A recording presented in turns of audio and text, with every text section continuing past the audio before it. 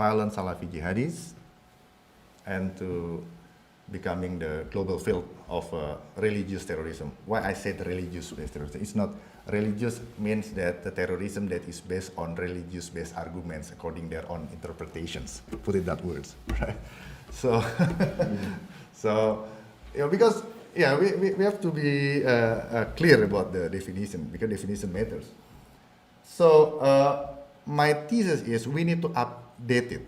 The strategy is never end point. The strategy is always the beginning, the starting point.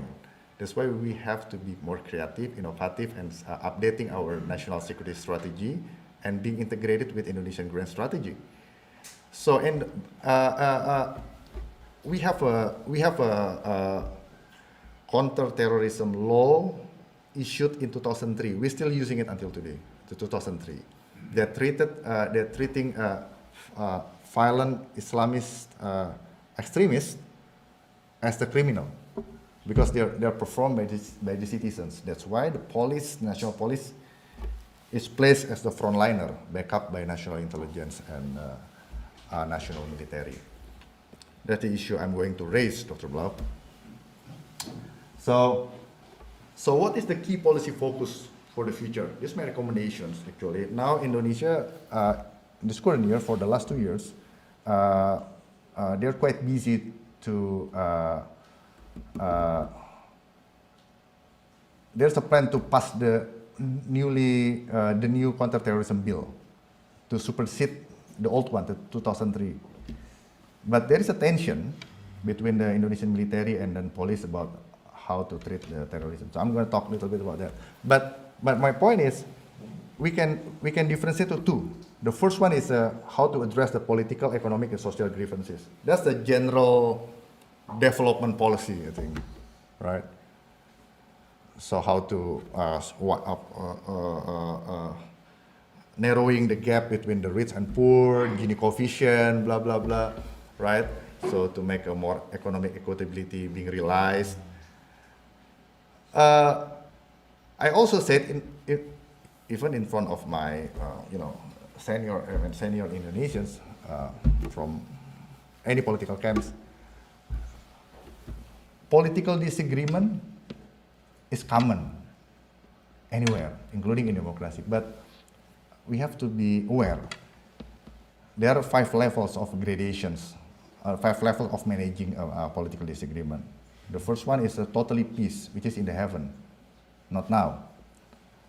Okay, at least the second line. The second line is we have a disagreement, but we got to manage it in the peaceful ways, right? In democratic way.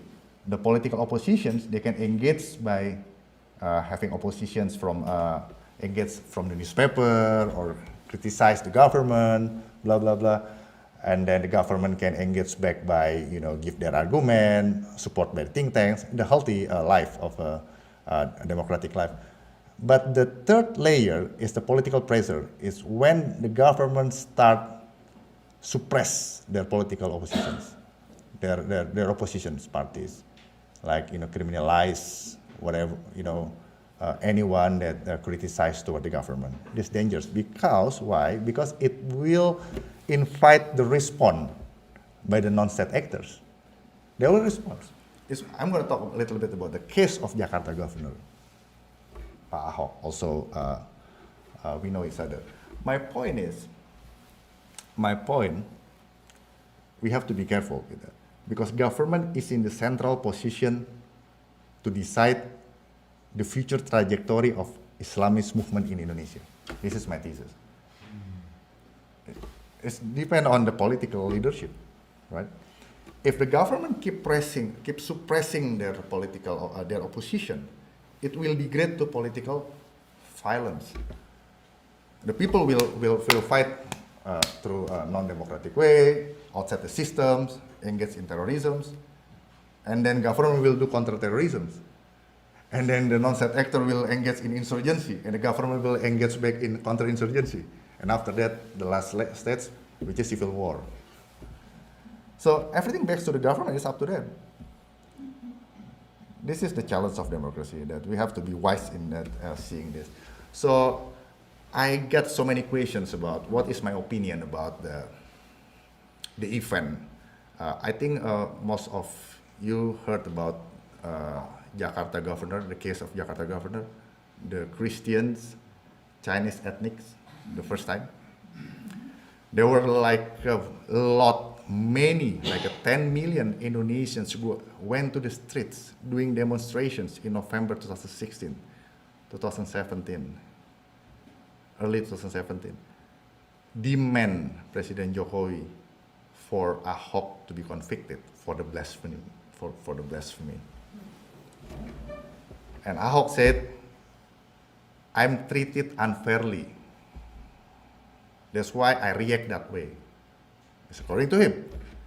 My argument is why you are treated unfairly. If Indonesia is not having Pancasila or unity in diversity or a pluralistic country, you're not going to become the governor in Jakarta. You can become governor in Jakarta because Indonesia is Pancasila nations. It's a pluralistic nations. We trust in the unity and diversity. But if you got the problem with the Muslim people, you have to do some self introspection. What's wrong with you? So Ahok, even though he's not angel, but he's not a Satan. I mean, he's just a human with his strength and weakness. So basically, he was emotionally triggered to respond to the fourth and the third line of the political Islam in Indonesia. They were he's very emotional, like, Christian, Chinese, you cannot lead Indonesia, you cannot lead Jakarta, and then he's emotional. And senior people already reminding him, be careful, you are being dragged to their battlefield. Why you have to respond to them? You are supported by the first line of political Islam. Second line, and then he's emotional, and he slip off the tongue. He said something can be exploited by his political opposition. So that's the case. And then for the blasphemy law, there has been so many victims of it, and most of them are Muslim in Indonesia. I mean, saying something wrong about other religions, and then they're convicted with the blasphemy law. So my point is, and then they're put in the jail like more than 2 years, 3, 4, 5 years. Ahok was there in only 2 years. Ahok only 2 years. So it's fine with him. It's fair. So in the mind of Islamist movement by the time is the government was trying to protect him. That's the issue. That's why the political pressure happened when the government tried to manipulate the law and political means in order to preserve their political goals. Basically, that's the definitions. And then the non-state actors react by, okay, we go to the street, we boycott, we do demonstrations until stalemate, the state of stalemate. That's why both sides have to be self-introspective. And we got to be careful with that. And then for the second part of the policy focus is we have to be specific in dealing with the social network. They are engaged in cyber and also in the physical realm. So we have to infiltrate the networks and to do the counter operations. Right. And then the social network is not only in a domestic case, it's globally connected. It's globally connected. And the second one is the ideology. Ideology of jihadism, salafism, takfirism. Okay, let's say there's some country like giving funding to Indonesia to establish the schools, Salafist schools. Maybe the school is non-violent, Dr. Blau, like you said, non-violent, but this is just one click away from becoming violent. Right? I think Indonesian government must be there enough. And then whoever want to lead Indonesia, trust me, they have to know how to deal with Islam. Indonesia is the country, the nations with the very deep social cleavages, right? I can see from the three angles based on ideology. There are a group of people want to keep Pancasila as the state ideology, and then they are in other side of the populations want to have Islamic law as the national ideology. Islam as national ideology. The second one is based on economy. There are certain people want to use the socialist-based economy to build the nations, and the other is the capitalism, elitism space. And the third one is based on the system of government, federalism or unitary states. Based on the research from the Hebrew University, they're based on the 62 countries, democracy collapse or not collapse. 32 countries with the surviving democracy and 30 countries with the collapsing democracy. The findings saying that the country, the nation, and the state with the deep social cleavages are very sensitive to for their democracy to collapse if they have the unitary state system and presidential system. This is what Indonesia is having. I'm not saying that we have to switch to become a federal system. No, I'm defending the unitary state of Indonesia. But my point is we have to be careful. We have to know how to lead. That's why I said to my advice to Pak Ahok is you are not political leader. You have to be careful with your mouth. You have to be careful with your behavior.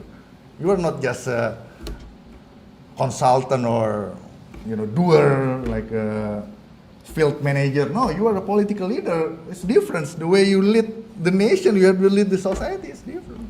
You cannot do. I mean, like, you have to be sensitive. You have to be sensitive.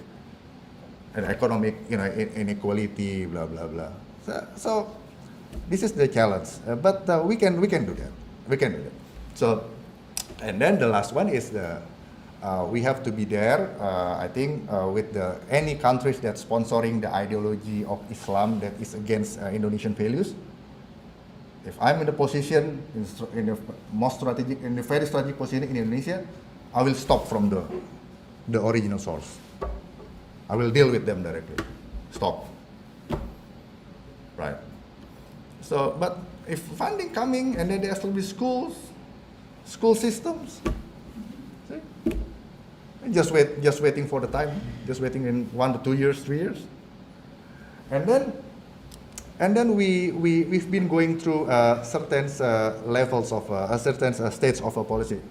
In 2002, we denied that we have a terrorism. We had a terrorist. In 2006, we began to acknowledge that okay, we have some radicals, and after that, since 2010, 2017, Indonesian government start to becoming more suppressive and preventive. This is the good things. Government has to change, and then my point is, and then the whole of government approach has been implemented since 2010 until 2017. 2010 was Indonesian government established National Counterterrorism Agency like a NCTC. NCTC has been here for the last 10 years, right? So Indonesian NCTC has 10 years, but Indonesian NCTC has the operational arms. Basically, they are engaged in detection, prevention, direct action, and international engagement. We keep working on it, and then this is a really multi-lines of efforts. And then for the one test case is democracy. This is the last part of my presentations. The basic argument of the Islamist, Salafist Islamists, especially violent Salafist Islamists, is democracy is too good, man-made, not from Allah, must be replaced. Right? So the responsibility of the government is to make sure that Indonesian democracy is in the good. I mean, the Indonesian democracy index, at least in the good shape. There are 4 indicators. The first one is free and fair elections. The second one is the security of the voters. The third one is the absence of foreign intervention. The fourth one is either the elected public officials can deliver their promise or not. So in 2014, there was elections. 51, 49%. President Jokowi won the elections, right? And the result was contested in the constitutional court.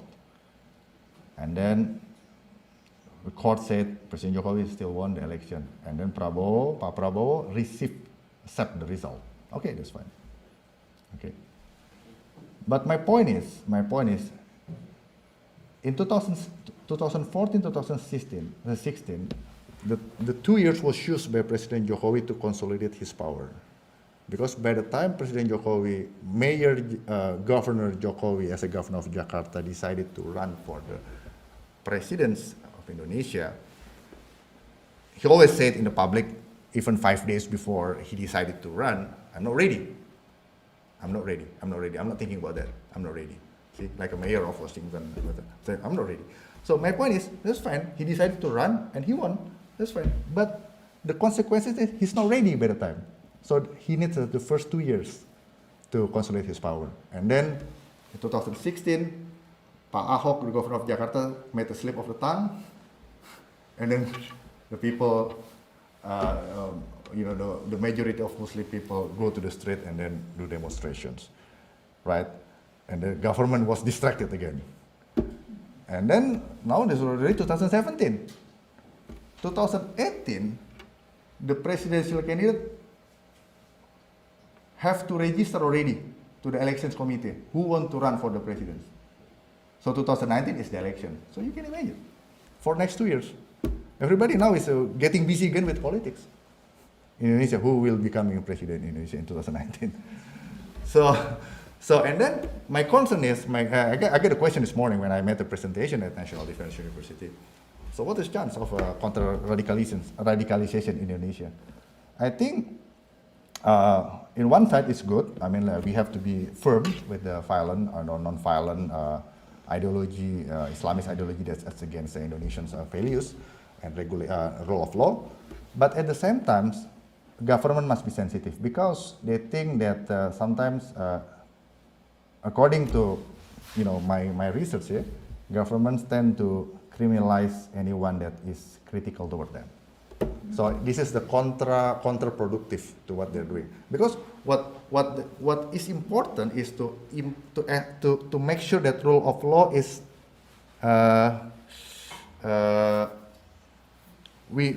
they carry rule of law. They're consistent with implementing rule of law.